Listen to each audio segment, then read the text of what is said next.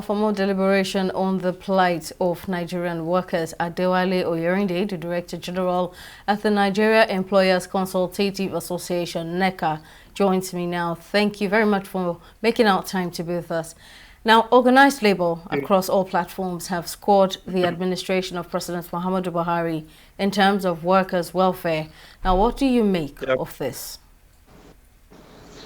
Well, thank you very much for having us. And once again, let's congratulate organized labor for this wonderful occasion.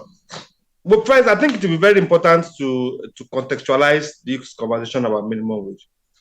One, minimum wage, it's set. There is a mechanism for setting minimum wage. And all of us, when I say all of us, social partners, we are all part of that mechanism of setting minimum wage. Government, representative of workers, and representative of employers, plus other stakeholders.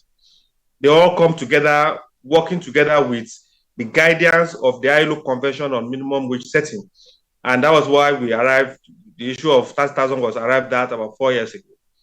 Now, also it's very important to understand that it is the minimum below which no employer should pay. It is not fundamental or static that it has to be 30,000, but that is the minimum that nobody should pay. And at the private sector, the private sector mechanism is such that wages are increased almost every year during the instrumentality of performance appraisal systems. And for collective bargaining agreement also, wages are increased and negotiations are done on a regular basis. So at the private sector, we don't have much problem. The structure is in place. We have our consistent engagement with the union, and this has been working for us. So the concern of labor will predominantly be what happens in the public sector, where the federal government have to do a lot to address the issues as it relates to workers' welfare. The private sector also plays a significant role here, as we want to know. But either way, we've seen that cases of labor laws being flouted. Now, how do we ensure that Nigerian workers are well protected, both in the private and public sector? Now, for every law, you always find one or two persons that will flout the law or break the law. And inherent in all laws are penalties and also structures to ensure compliance.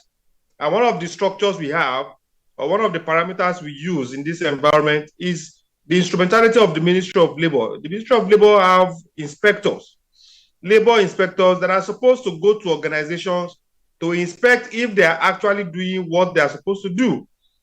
That, if that doesn't suffice, then we've also had conversation about labor education, continuous education of workers, so that if your employer is flouting the law and you deem it unnecessary or you don't deem it fit to go and report such employer to the relevant authorities that, look, laws are being flouted, then such employee or such individual, you become a co-conspirator with the person that is flouting the law.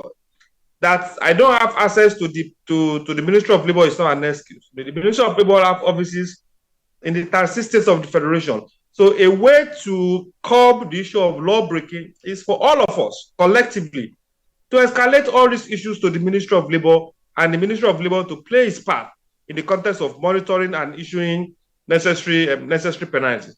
Even for regulations like PENCOM. Well, I'm sorry, that's how much we can take. I wish we could continue with it. Director General, Nigeria Employers Consultative Association, NECA, thank you very much for your insight.